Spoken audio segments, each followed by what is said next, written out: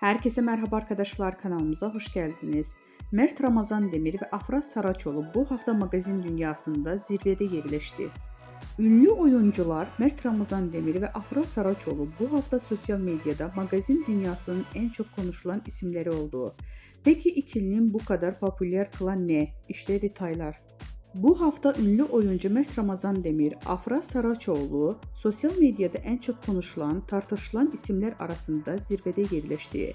Hem kariyerlerinde hem de özel yaşamlarında dikkat çeken gelişmeler yaşayan Demir ve Saraçoğlu takipçiler ve magazin dünyasında merak içinde bırakmaya devam ediyor.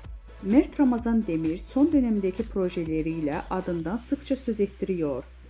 Genç oyuncu son olarak bir dizi projesinde başrollerini oynayarak büyük bir çıkış yakaladı.